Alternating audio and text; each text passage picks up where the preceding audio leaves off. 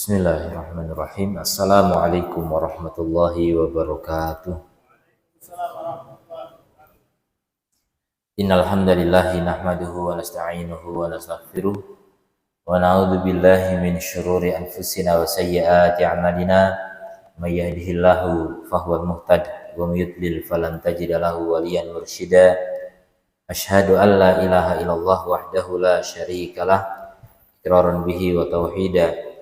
Wa asyhadu anna Muhammadan abduhu wa rasuluhu sallallahu alaihi wa ala alihi wa sahbihi wa sallama tasliman mazida. Amma ba'd. Ikhwati rahimani Allah wa iyyakum. Alhamdulillah, segala puji bagi Allah. Kita bersyukur atas limpahan nikmat kepada kita sekalian. Malam ini kita bisa kembali melanjutkan pembacaan dari kitab Bahjatul Qulubil Abrar wa Qurratu Uyunil Akhyar fi Syarhi Jawamil Akhbar karya Syekh Abdurrahman bin Nasir As-Sa'di rahimahullahu taala, yaitu kitab kumpulan 99 hadis pilihan beliau. Dan sekarang hadis yang ke-60, berarti sekitar hampir 2/3 kitab. Qala an Rafi' ibni Khadij radhiyallahu anhu. Ini Rafi' ibni Khadij ini seorang sahabat yang hidungnya putus kena pedang, diganti kuningan, kemudian meleleh terus, luka, diganti emas, sembuh, hidungnya emas. Masya Allah, laki-laki boleh pakai emas, syaratnya di hidung. Qala qultu ya Rasulullah, aku berkata, wahai Rasulullah, inna laku al-aduwa, sungguh kami menjumpai musuh, godan, besok. Walaysa ma'ana mudan, dan enggak ada bersama kami pisau. Mau ketemu musuh enggak punya pisau, maksudnya buat sarapan, buat nyembelih hewan gitu. Afanat bahu bil qasabi, apa boleh kami menyembelih dengan kayu? Kayu qasab ini batang ya, batang kayu apa gitu. Qasabu sukar itu tebu, batang kayu gula, tebu. Bambu mungkin ya, qasab, tapi enggak ada bambu di Arab. Kayu lah.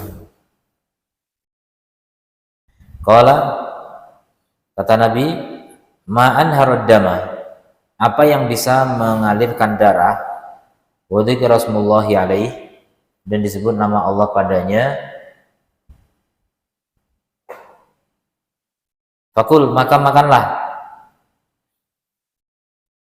laisa sinna wadzufur, yang penting bukan gigi dan kuku.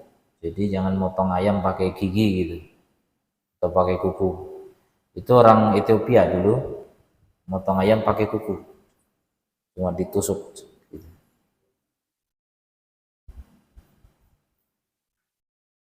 Islam mengharamkan itu ya, nggak boleh nyembelih pakai itu. Alhamdulillah kalau sekarang pisau banyak ya, kita rata-rata nyembelih pakai pisau. Cuma yang perlu diperhatikan, ada orang nyembelih ayam, belum mati sudah dilempar ke air panas. Nah itu bisa bangkai, karena matinya dari air panas, bukan mati dari sembelihan. Ini harus waspada, makanya sembelihan syar'i penting.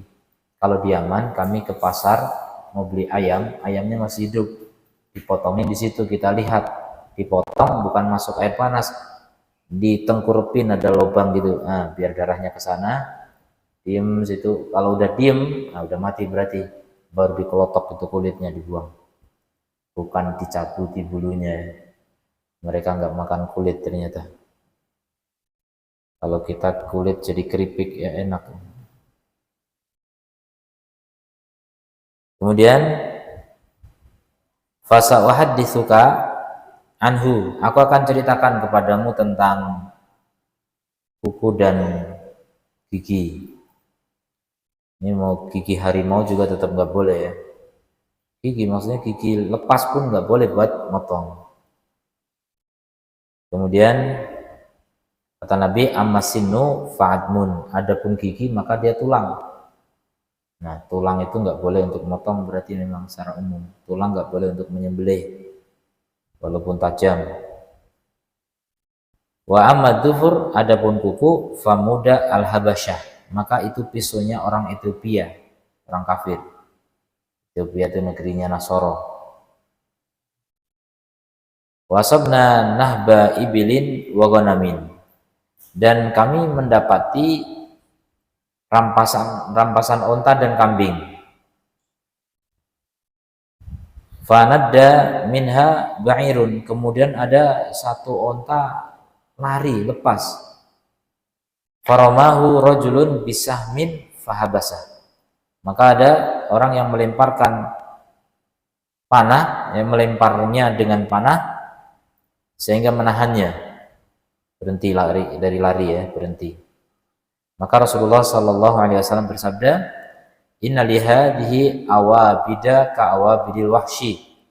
Sesungguhnya untuk ini, hewan ini gitu, ada bahaya seperti bahayanya binatang buas. Bukan bahaya, liar.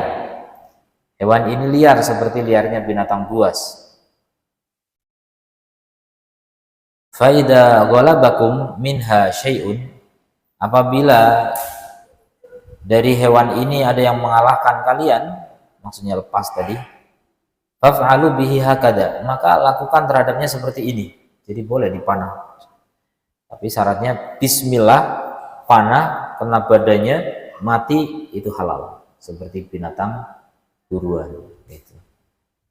Wahsy bukan buas ya, salah. Wahsy itu liar.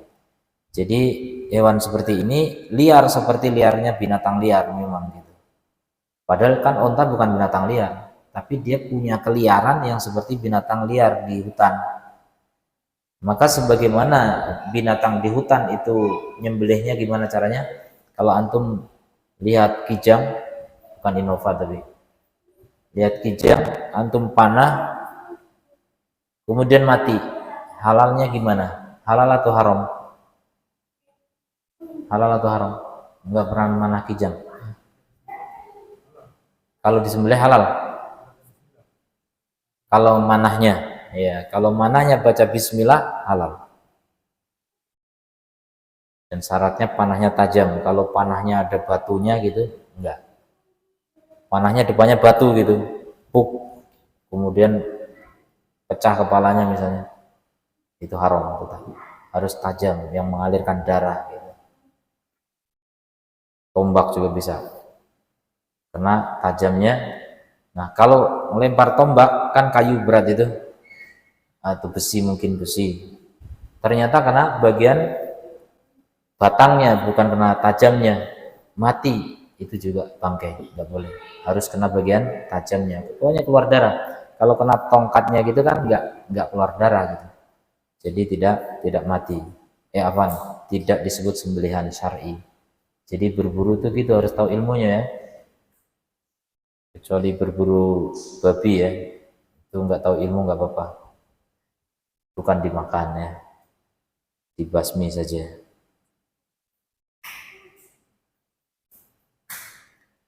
Kemudian berkata As-Sidi rahimahullah ta'ala menjelaskan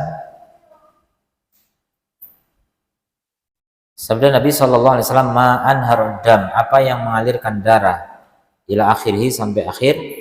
Kalamun jami'un, ini kalam yang lengkap, yang mencakup.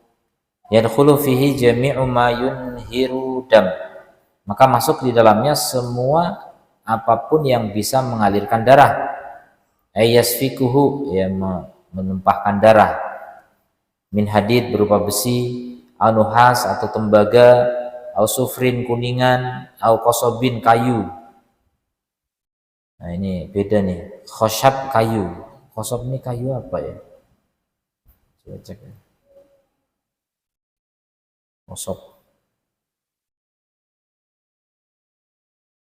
Khosob sukar itu tebu masalahnya. rotan, alang-alang, tebu, gitu kan. Berarti apa dong? Rotan ya, ada di Arab ya. Ya semacam rotan alang-alang itu. Rumput-rumputan yang kuat gitu, terkosop. Kan tebu kayak rumput juga tebu. Rumput gajah. Ya, jenis itu. Jadi alang-alang, kemudian apa? Khosyab itu kayu, hatob malah kayu bakar. Bedanya kalau khosyab mungkin kayu besar, hatob kayu kecil-kecil gitu. Al-hakso, kerikil bahkan batu yang tajam gitu untuk bisa menyembelih ya, boleh.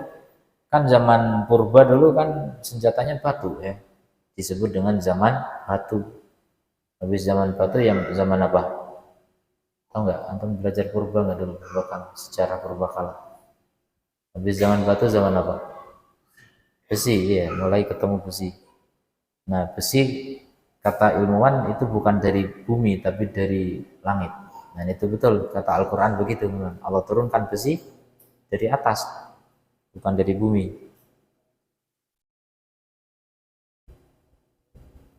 Kemudian muhaddadin yang penting tajam, au ghairiha atau yang lainnya selain itu. Wa malahu nufudun dan apa yang dia bisa menembus. Nah, seperti apa? Rosos, peluru, fil barud.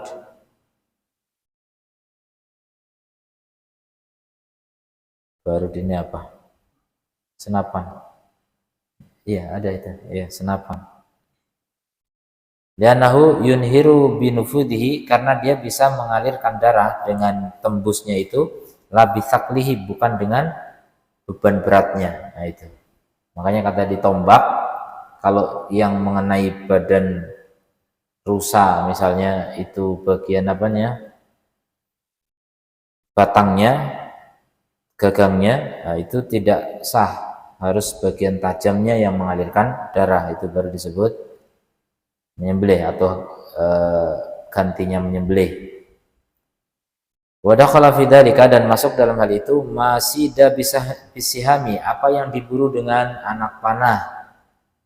Kemudian wal kilabi al muallamah yang diburu dengan anjing terpelajar. Terpelajar ya. Nah, terlatih. Anjing aja terpelajar masa anak manusia enggak belajar ya.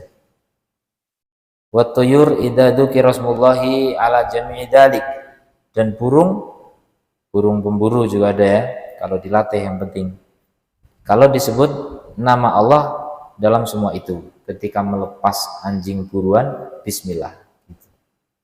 Kalau lupa bismillah enggak sah nanti begitu ditangkap mati bangkai. Kalau ditangkap masih hidup cepat-cepat dipotong. Nah, itu halal bismillah. Masih hidup bisa.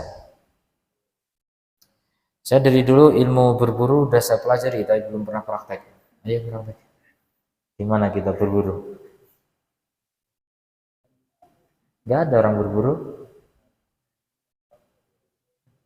Zaman Mesolitikum, zaman sekarang udah gak ada orang berburu. Malah berburu babi ya.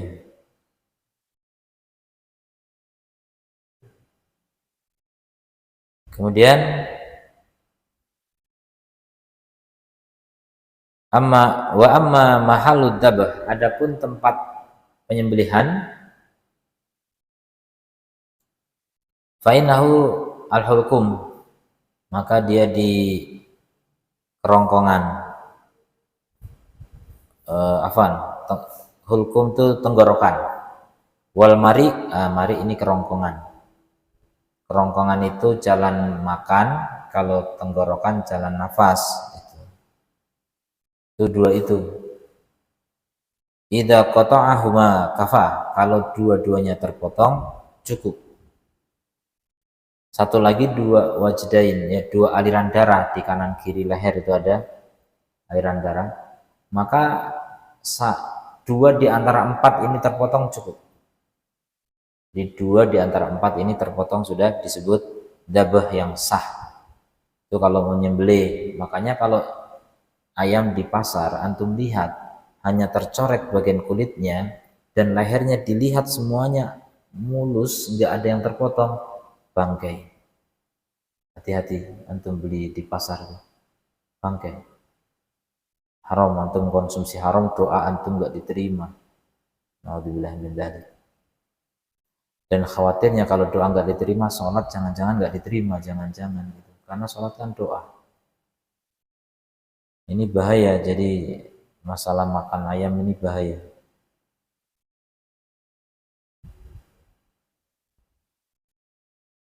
Kemudian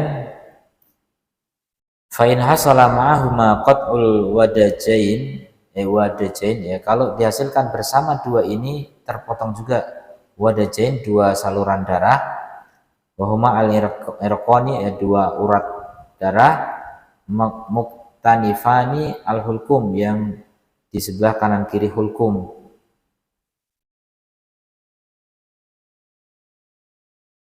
kerongkongan. Karena aula, maka itu lebih utama. Kalau wajdain ini enggak terputus juga enggak masalah.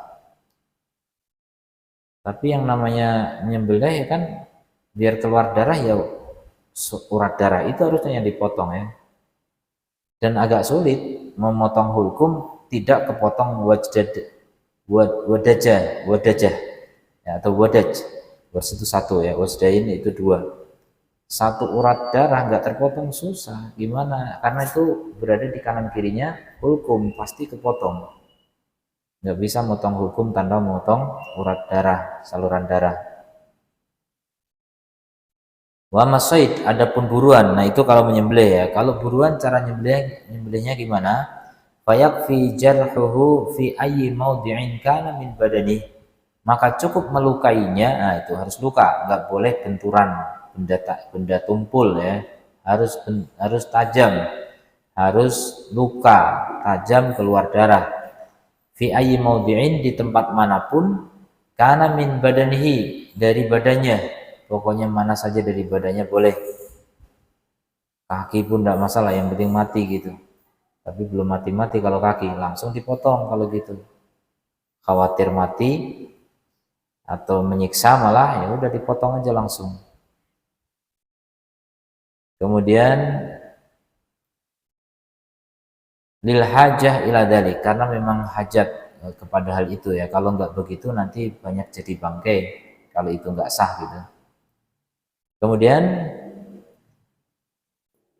wa mithlu dalika, semisal itu idanad dal ba'ir, kalau onta lari, nah sama seperti binatang buruan jadinya hukumnya. Atau sapi atau kambing lari nggak bisa ditangkap kecuali dipanah gitu. Tapi kalau bisa ditangkap, tangkap. Wa ajaza an idrakihi, dan sulit untuk menangkapnya, fa innahu yakunu bi manzilati shayd, maka dia seperti kedudukan binatang buruan. Kama fi hadzal hadis, seperti dalam hadis ini. Fa fi ayyi mahallin min badanihi, maka dimanapun dari badannya, di tempat manapun dari badannya dilukai, kafa, maka itu cukup. Kama an-nasaida, sebagaimana binatang buruan apabila ditangkap atasnya wahwa hayyun, dia masih hidup, fala budda min zakatihi, maka harus disembelih. Nah itu. Jadi kalau kita memburu binatang, dipanah kena kakinya, lumpuh, masih hidup, nggak bisa lari, wajib disembelih. Kecuali kalau masih hidup terus mau dipelihara ya silakan. Tapi kalau mau dimakan, sembelih saat itu. Khawatirnya dia mati sebelum disembelih, tapi sah juga, cuma maksudnya kasihan gitu, menyiksa.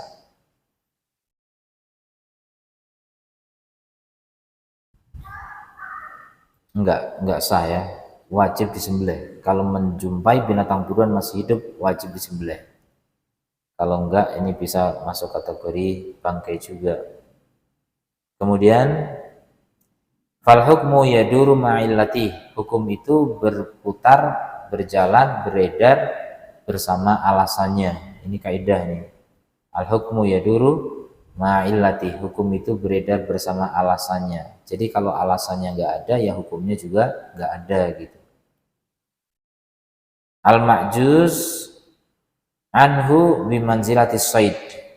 Hewan yang nggak bisa ditangkap maka menduduki tempatnya binatang buruan, sama. Walau minal hayawanat al-insiyah, kalau dia meskipun dia dari hewan-hewan yang apa lawannya liar apa? Ramah. Hah? Apa? Cina, iya Cina. Binatang jinak ya. Jadi meskipun dia jinak, tapi kalau yang lepas ya jadi seperti liar gitu. Wal maqdur alaihi labudda min dabhihi. Adapun yang ketangkap sebelum mati, udah terluka belum mati, wajib untuk disembelih. Wajib, kata-kata wajib ini berarti kalau enggak bisa menjadi bangkai juga. Walau minal hayawanat al-wahsyiyah. Kalau dia dari hewan yang wahsyiyah, liar.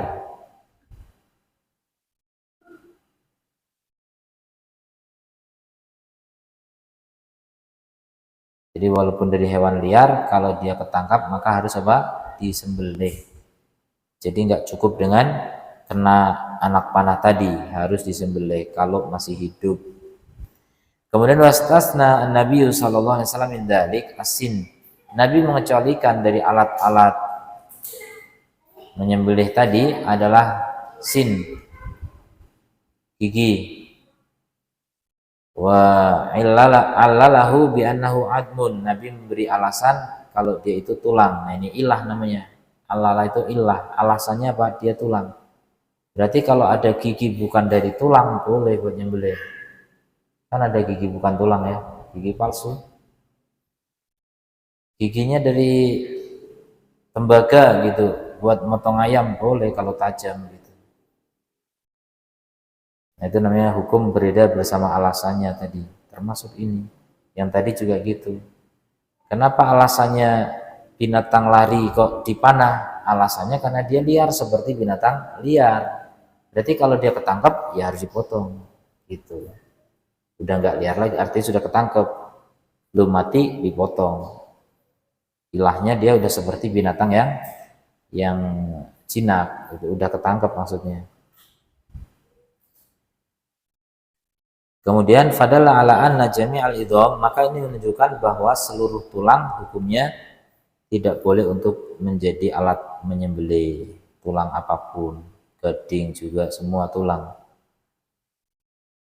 Wa in anharatid dam, walaupun dia bisa mengalirkan darah, tetap hukumnya nggak boleh karena Nabi bilang gitu, karena dia tulang, berarti tulang nggak boleh memang. La yahillu dzabhu biha, tidak halal menyembelih dengan tulang tajam. Wakila, dan dikatakan innal illah majmu'ul amraini. Alasannya tergabung dua hal, yaitu gigi karena dia tulang. Jadi kalau tulang tapi bukan gigi maka boleh. Ada ulama yang bilang begitu, tapi ini lemah ya. Yang lebih kuat semua tulang nggak boleh. Fa yahtassu bisin, jadi dikhususkan khusus gigi katanya. Wasahih al-awwal, yang benar yang pertama tadi. Walaupun bukan gigi, asal dia tulang maka tidak boleh dipakai untuk menyembelih. Jadi kalau antum beli pisau bagus sekali, bahannya apa nih? Tulang.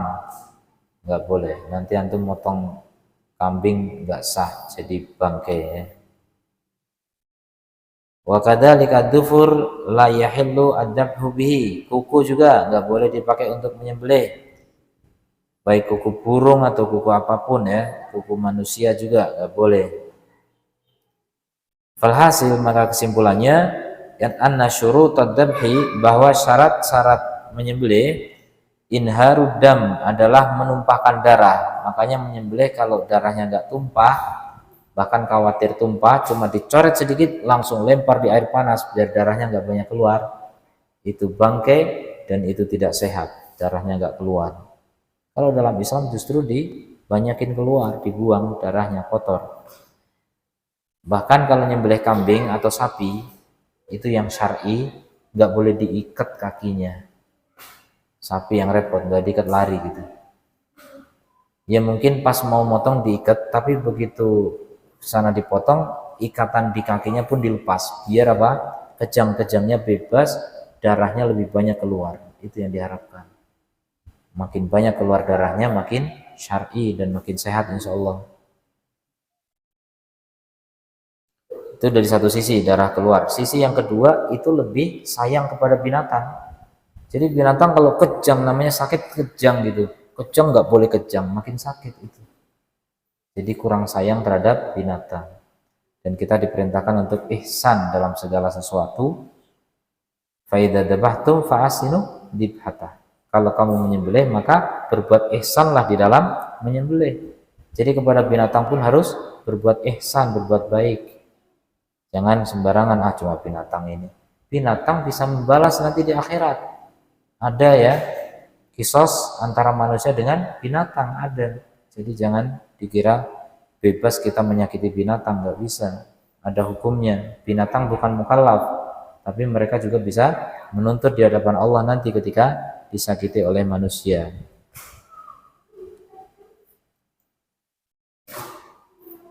Kemudian jadi kesimpulannya syarat menyembelih adalah menumpahkan darah di tempat penyembelihan leher tadi. Nah itu beda hewan itu, kalau onta itu dekat dengan dada, tapi kalau kerbau, kambing, sapi itu dekat dengan kepala, yang paling dekat kepala. Jadi itu bedanya. Kalau onta bahkan bukan dabah namanya nahar. Nahar itu ditusuk kemudian dicoret gitu. Jadi bukan dikorok. Kalau dabah itu dikorok.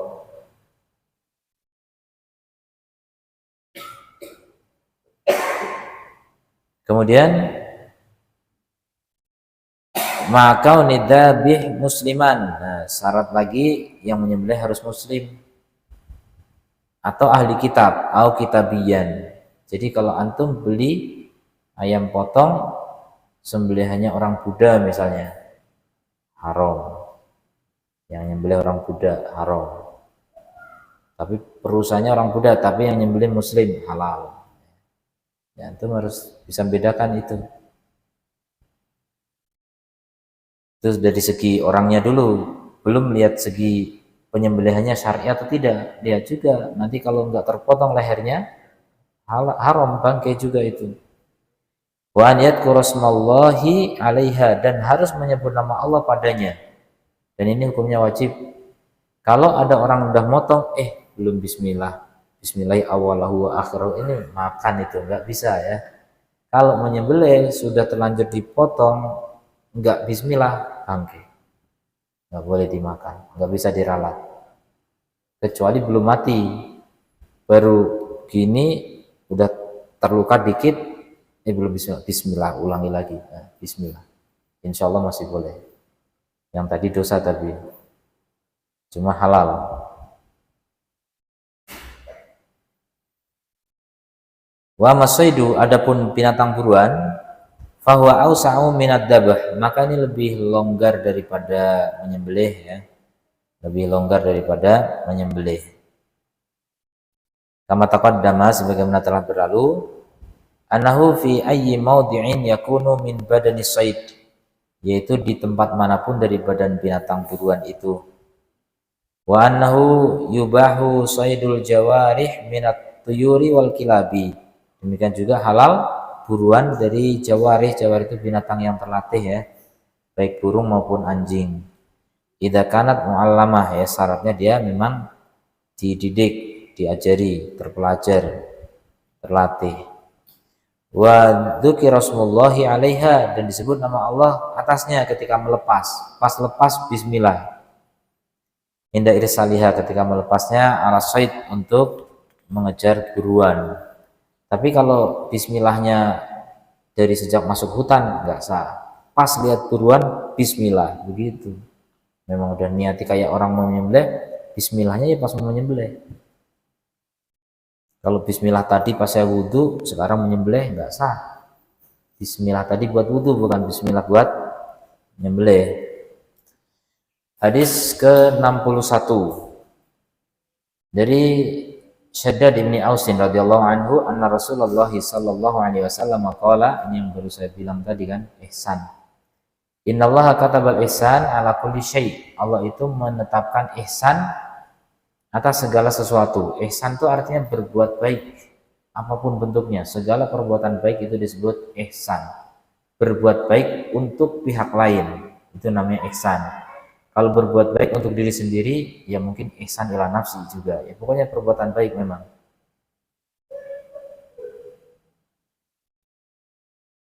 Jadi ala kulli syai' atas segala sesuatu. Berbuat baiklah atas segala sesuatu. Perbuatan apapun itu harus baik. Fa idza qataltum fa ahsinul qitlata. Kalau membunuh maka berbuat ihsanlah dalam membunuh. Ini perang maksudnya ya.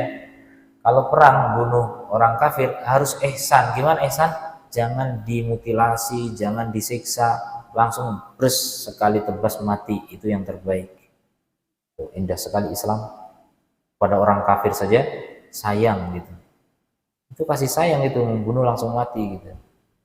Tapi kalau orang Yahud malah menyiksa itu, menyiksa tawanan Palestina itu, ditusuk-tusuk lah dia apa ini. Nah itu bukan ajaran Islam. Ajaran Islam nggak boleh begitu. Kalau membunuh, bunuhlah dengan cara ihsan. Termasuk bunuh binatang apapun. Bunuh binatang yang boleh dibunuh ya, seperti apa misalnya tikus. Itu nggak boleh disiksa. Tikus masuk perangkap, hidup ditusuk-tusuk pakai jarum, nggak boleh. Ini menyiksa, nggak boleh. Atau dipanggang padahal masih hidup biar dia lari apa kesakitan. Ini semuanya nggak boleh ya, haram hukumnya. Jangan bilang itu cuma tikus. Itu tikus itu bisa nuntut nanti di akhirat ya. Ada kisos dengan tikus juga. Maka berbuat baiklah kepada binatang ketika membunuh juga. Fasik dia, disebut binatang perusak, fasik. Tapi nggak boleh menyiksa. Tidak boleh menyiksa. Membunuh boleh, menyiksa jangan.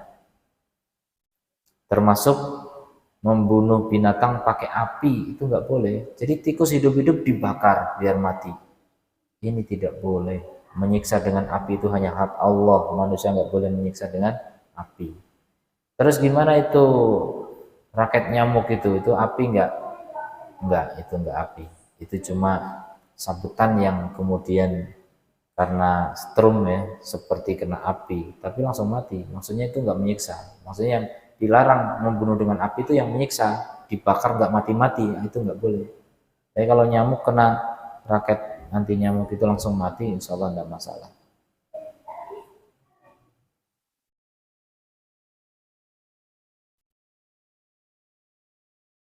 Jadi membunuh harus dengan cara yang terbaik, tidak boleh menyiksa dalam perang maupun membunuh binatang, bunuh apa misalnya, termasuk apa namanya binatang yang ngamuk gitu.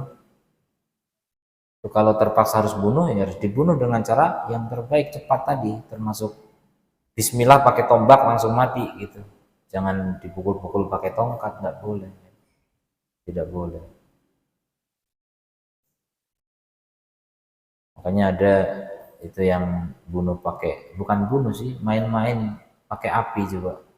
Tikus, ada orang bikin video tikus kemudian dibakar, nyala kan, bulunya kan banyak, nyala gitu, udah disiram bensin kali, nyala, lari dia, lari ke rumah dia, langsung kebakaran. Salah siapa? Ini nggak boleh nyiksa tikus gitu. Memang nggak boleh nyiksa hewan dengan api, nggak boleh.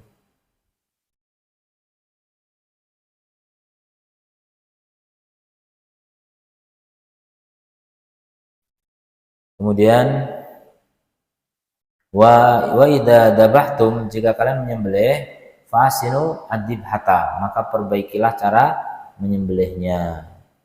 Jadi jangan disiksa. Di antara bentuk berbuat baik dalam menyembelih adalah wal yuhidda ahadukum syafratahu, hendaknya salah seorang dari kalian menajamkan pisaunya. Jadi jangan tumpul.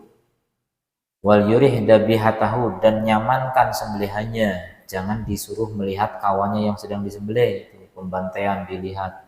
Ini enggak memberi kenyamanan, sudah takut. Binatang itu nangis melihat kawannya disembelih, dibantai. Jadi nggak boleh dipertontonkan, harus disembunyikan. Nanti keluar, udah dibersihkan, teman-teman yang sebelumnya udah dipotong, dia datang ke alokasi pembantaian, nggak ngelihat siapa-siapa.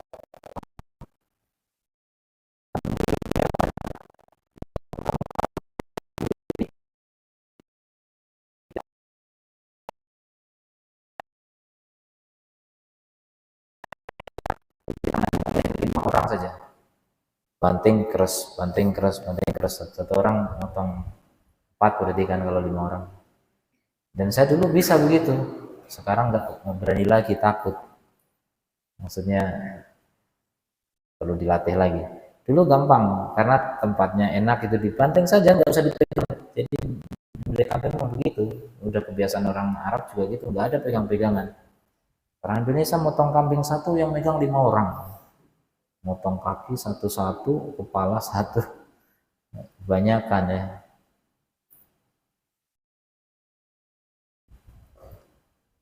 Itu ada video orang mana itu ya, besar badannya, nyembelih sapi sendirian, pegang kepalanya, dipuntir, terbanting keras, sapi aja sendirian. Entah orang mana itu.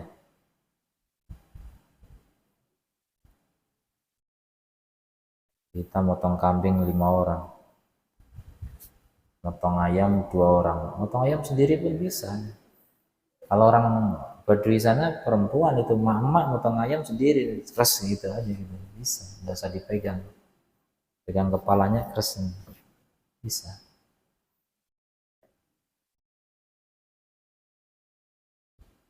Kemudian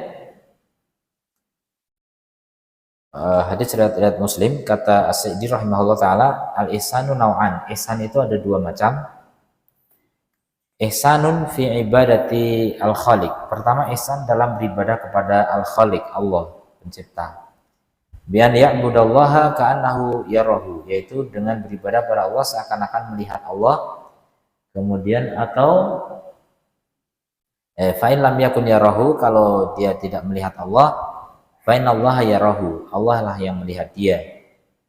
Wa huwal jiddu fil qiyami bi huquqillah. Jadi ihsan dalam ibadah artinya apa? Bersungguh-sungguh, al-jidd, bersungguh-sungguh dalam menunaikan hak-hak Allah, menegakkan hak-hak Allah dalam bentuk nushi. Nushi itu artinya ingin memberi, ingin berbuat baik kepada Allah gitu aja. Jadi bukan atas kepentingan kita, itu yang maksimal memang. Tapi sulit ya, kita beribadah pasti berpikir pahala gitu. Aslinya yang paling sempurna nggak mikir ke sana gitu. Tapi tetap boleh berharap pahala, bukan berarti nggak boleh ya. Malah kalau nggak berharap pahala sama sekali kayak orang sufi nanti, masuk kategori yang terlarang ya. Harus ada harapan, cuma utama ya, titik utamanya, konsentrasinya itu pada berbuat baik pada Allah sudah.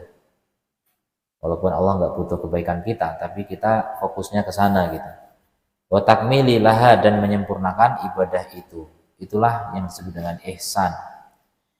Yang kedua, ihsan fi hukukil khalqi, ihsan dalam hak-hak makhluk. Wa aslu ihsanil wajib, asal dari hukum ihsan adalah wajib.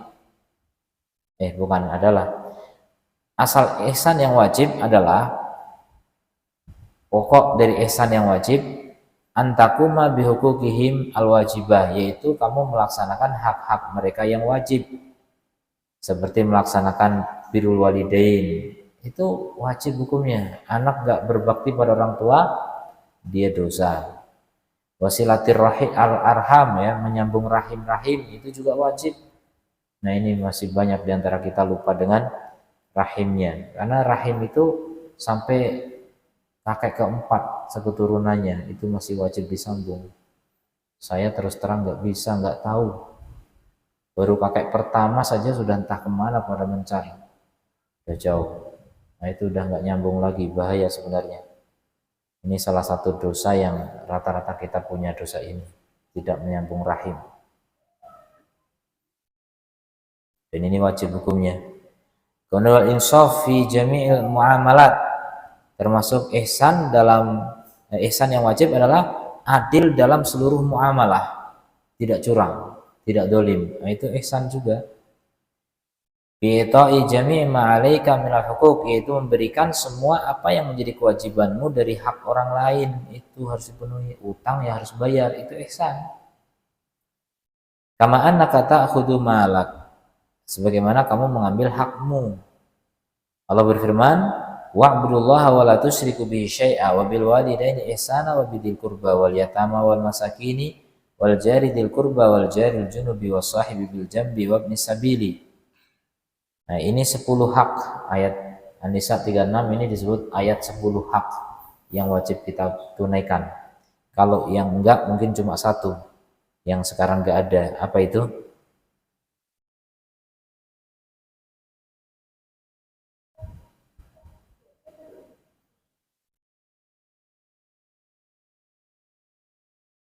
Enggak ada wa malakat aimanukum ya. Bentar.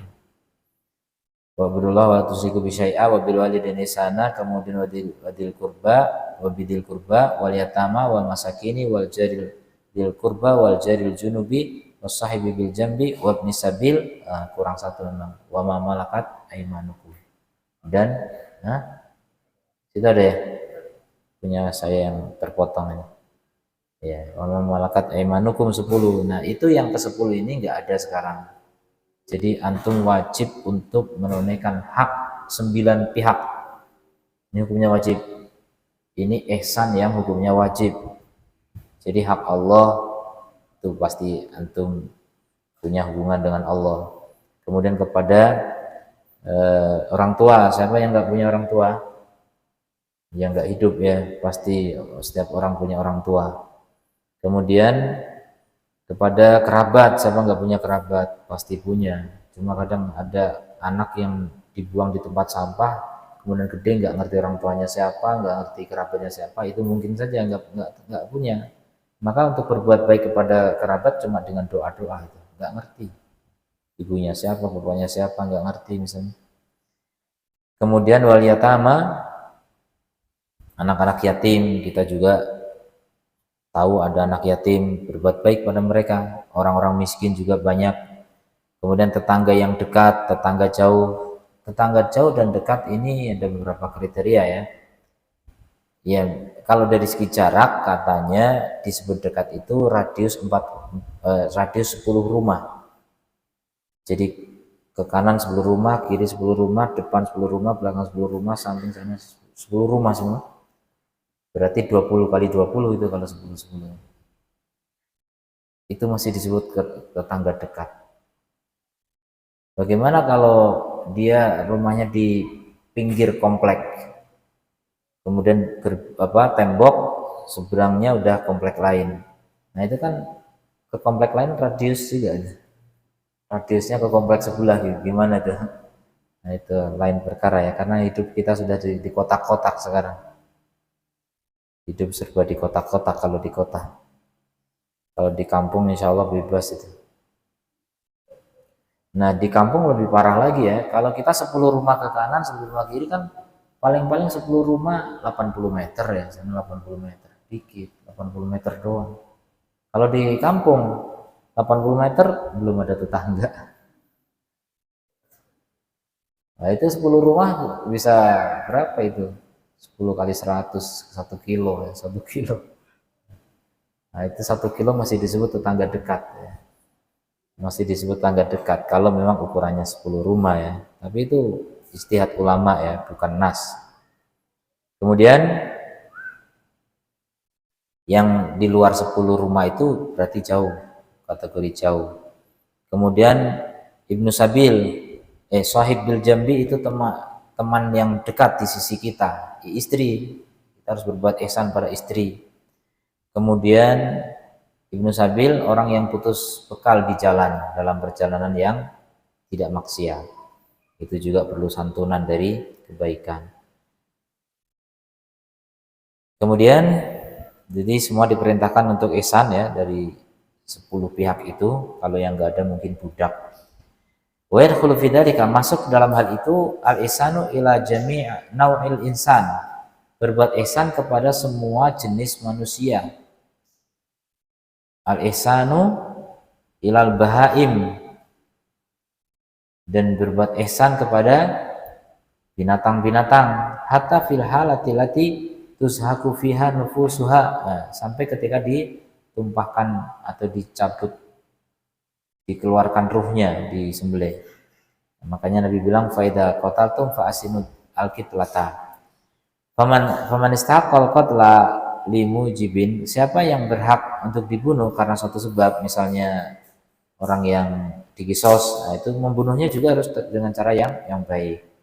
Qutila bisayf ma'unuki, jadi dibunuh dengan pedang pada lehernya, min duni ta'zirin wala tamthilin, tanpa disiksa, tanpa dimutilasi.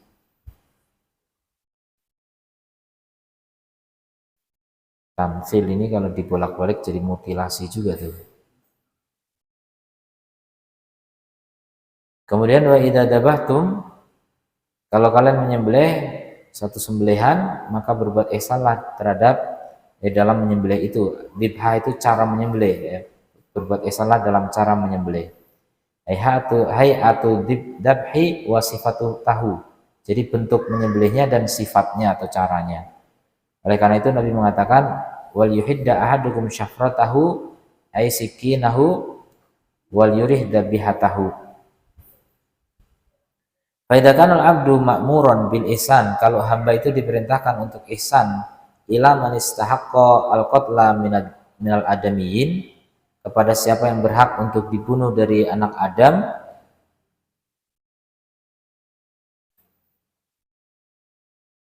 kisos dan sebagainya gitu, had bi ihsani dibhat wa bi ihsani dibhati, dan juga ihsan dalam menyembelih ma yuradu dabhuhu minal hayawan, apa yang diinginkan untuk disembelih dari hewan. Maka bi ghairi hadil halah, maka bagaimana pula untuk selain keadaan ini, membunuh dan menyembelih saja ihsan, apalagi untuk tindakan-tindakan lain yang dibawa membunuh dan menyembelih. Karena membunuh dan menyembelih itu kan apa ya, menunjukkan sikap nggak sayang gitu, seakan-akan gitu. Itu aja disuruh ihsan, apalagi untuk hal-hal yang lainnya. Wa'lam anal ihsan al-ma'mura bihi naw'an, ketahuilah bahwasanya ihsan yang diperintahkan ada dua macam. Yang pertama wajibun wa huwa al-insaf, yang wajib dan itu adalah insaf, adil. Wal qiyam bima yajibu 'alaika lil khalqi, dan melaksanakan apa yang wajib atasmu untuk makhluk sesuai dengan apa yang diarahkan atasmu dari hak-hak. Itu yang tadi 10 hak tadi. Kemudian yang kedua ihsan mustahab, ihsan yang hukumnya mustahab. Bahwa mazada ala dalik, yaitu selebihnya dari yang wajib tadi, min badli naf'in bi badaniyin, berupa memberikan manfaat badan atau harta atau ilmu atau pengarahan untuk kebaikan agama atau masalah dunia. Fakullu ma'rufin shadaqah, maka segala perbuatan baik adalah shadaqah, ihsan. Wa kullu ma adkhala surura, dan setiap apa yang bisa memasukkan rasa senang kepada makhluk, kepada manusia atau hewan bahkan, itu adalah shadaqah dan ihsan. Bahkan Nabi menyebut amal terbaik, ya, ahabul a'mali ilallah sururun tudkhiluhu ala muslim, amal yang paling Allah cintai adalah rasa senang yang kau masukkan ke dalam hati muslim. Jadi bikin orang senang itu pahalanya besar sekali. Makanya jangan bikin orang susah. Bikinlah orang itu senang, bikin orang tersenyum, bikin orang tertawa, bikin orang bahagia. Itu pahalanya besar.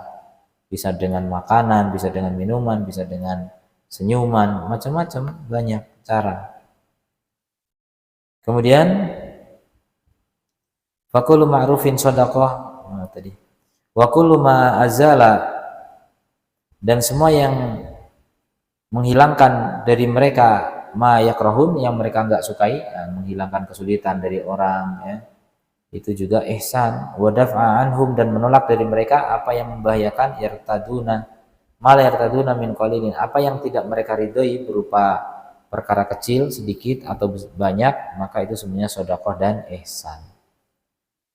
Walamma dzakara Nabi, ketika Nabi menyebutkan sallallahu alaihi wasallam kisah bagi, ya, pelacur, allati saqatil kalba, yang memberi minum anjing yang sangat kehausan, syadidal atsyi, bi khuffaiha, dengan dua sepatunya, minal bir, dari sumur. Wa anallaha syakara laha, dan Allah mensyukurinya, wa ghafara laha, dan mengampuninya.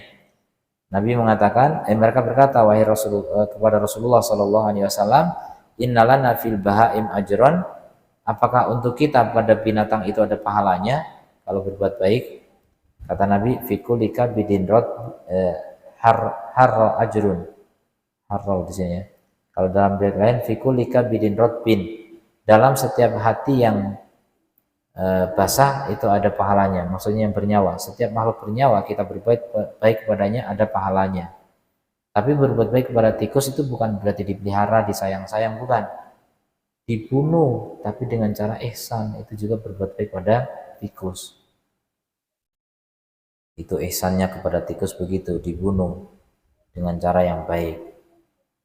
Jadi setiap yang bernyawa itu harra ajrun, ya, akan melahirkan pahala.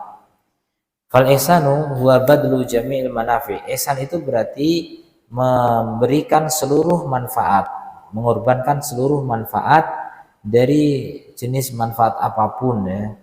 Li ayyi makhlukin, dengan kepada makhluk apapun yakun dia lakukan. Walakinnahu yatafawatu bitafawutil muhsan ilaihim. Tapi dia bertingkat-tingkat sesuai dengan tingkatan yang diberi kebaikan, ya. Jadi semakin mulia semakin tinggi pahalanya. Jadi berbuat baik kepada anjing dengan berbuat baik kepada kucing, mana lebih besar pahalanya? Nah, kucing lebih mulia daripada anjing. Nah, kucing boleh dipegang-pegang, anjing nggak boleh. Mana yang lebih mulia? Boleh dipegang atau enggak? Ya, najis ya, anjing najis. Nggak boleh dipelihara, nggak boleh masuk rumah, ya kan? Siapa pelihara anjing di rumahnya, pahalanya tiap hari berkurang 1 qirot. Berarti lebih mulia kucing. Kita berbuat ihsan pada kucing lebih besar pahalanya. Berbuat ihsan kepada orang ya lebih besar pahalanya. Orang pun bertingkat, pada orang yang bertakwa lebih besar lagi pahalanya. Jadi begitu. Berbuat ihsan itu bertingkat-tingkat sesuai dengan objeknya. Wa haqqihim wa maqamihim, dan sesuai dengan hak mereka dan kedudukan mereka juga. Berbuat ihsan kepada istri sama dengan istri tetangga, nah, lebih besar pahala mana? Istri kita dong. Istri tetangga nanti bahaya. Karena hak istri lebih besar daripada tetangga. Kemudian kedudukannya juga wa bihusnil ihsan, dan juga dengan kebagusan ihsannya, atau sesuai dengan ihsannya. Ihsan dengan harta, dengan ihsan dengan ilmu, lebih tinggi ihsan dengan ilmu. Jadi begitu, bertingkat-tingkat.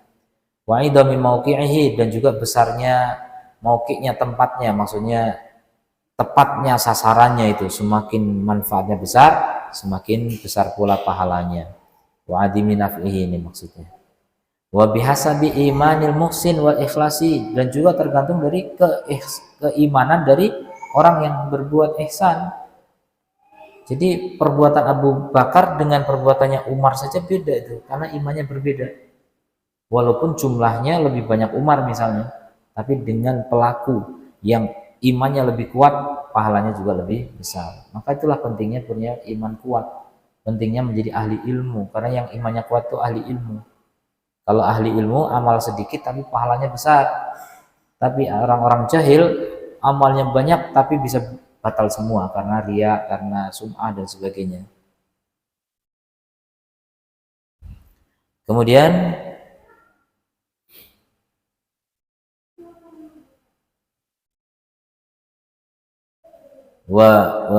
wasababu ad-da'i lahu ila dzalik, dan juga sebab yang mendorong dia untuk melakukan itu. Jadi semua itu dinilai, ya. Ini faktor-faktor yang menyebabkan tingkatan pahala dari sebuah ihsan. Jadi ihsan yang sama, tapi faktor-faktor pendukungnya itu berbeda, maka berbeda pula tingkat pahalanya. Wa min ajalli anwa'il ihsan, dan di antara bentuk ihsan yang paling agung, paling mulia, apa itu? Al ihsan ila man asa ilaik, berbuat ihsan kepada orang yang berbuat buruk kepadamu, biqaulin au fi'lin, dengan ucapan maupun perbuatan. Nah, ini pahalanya besar sekali. Orang berbuat buruk ke kita, kita berbuat baik kepadanya. Sulit atau gampang? Sulit atau sulit? Sulit. Sulit sekali. Allah Ta'ala berfirman, wala tastawil hasanatu wala sayyi'ah idfa' billati hiya ahsanu fa idzal ladzi bainaka wa bainahu adawatun ka'annahu waliyyun hamim wa ma yulaqaha illa alladziina sabaru wa ma yulaqaha illa dzu hazzin 'adzim. Tidaklah sama kebaikan dengan keburukan, beda tentu saja. Maka balaslah dengan yang lebih baik, jangan membalas dengan yang setimpal, balas dengan yang lebih baik. Buruk pun dibalas dengan kebaikan. Dan tiba-tiba orang yang antara kamu dengan dia ada permusuhan seakan-akan menjadi teman yang hangat, yang dekat. Karena apa? Ihsan. Jadi begitu, kalau kita mau berbuat baik pasti akan menjadi teman dekat nanti. Dan tidak bisa melakukan itu kecuali orang yang sabar, dan tidak bisa melakukan itu kecuali orang yang punya bagian besar di sisi Allah Ta'ala. Orang yang imannya kuat yang bisa begitu. Kalau iman sedang-sedang saja susah. Wa man kana tariqatuhu al-ihsan, maka siapa yang jalannya adalah ihsan, ahsanallahu jazaa'ah, maka Allah akan memperbagus pula balasannya. Al jazaa'ul ihsan ilal ihsan, emang ada balasan ihsan selain dari ihsan? Enggak ada. Setiap ihsan pasti balasannya ihsan, walaupun mungkin kelihatannya atau awalnya terlihat buruk, tapi nanti hasil akhirnya adalah ihsan. Lilladzina ahsanul husna wa ziyadah, bahkan orang yang berbuat ihsan mendapatkan yang lebih baik. Husna itu juga muannas dari ahsan ya. Orang berbuat hasan mendapatkan husna. Husna itu ahsan, lebih baik lagi, bahkan waziyadah dan tambahannya. Masya Allah, balasan Allah selalu lebih baik untuk soal ihsan ya, kebaikan. Lilladzina ahsanu fi hadhihi dunya hasanah, bagi orang yang berbuat ihsan di dunia ini mendapatkan hasanah. Nah, ini masih ringan hasanah. Inna rahmatallahi qaribun minal muhsinin, rahmat Allah itu dekat dengan orang yang ihsan. Ai muhsinina fi ibadatillah, yaitu ihsan dalam beribadah kepada Allah dan juga ihsan terhadap hamba-hamba Allah. Tadi ihsan yang ada dua macam, jadi mencakup dua-duanya ini. Allah, rahmat Allah dekat dengan orang yang berbuat ihsan.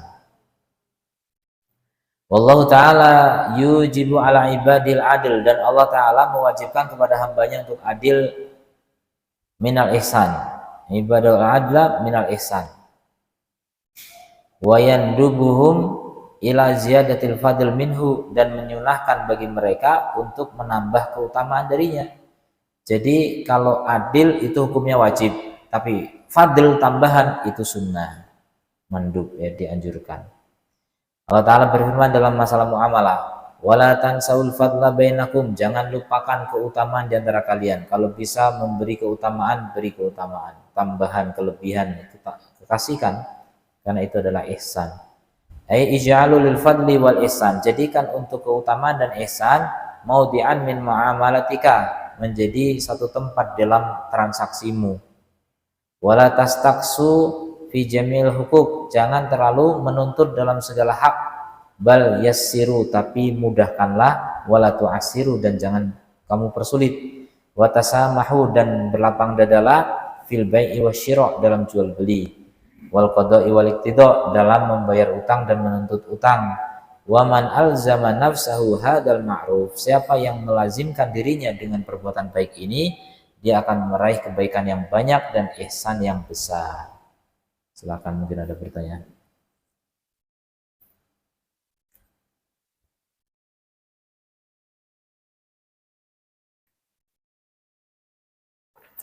Ya udah ya, kita tutup. Subhanakallahumma wa bihamdika asyhadu an la ilaha illa anta astaghfiruka wa atubu ilaik.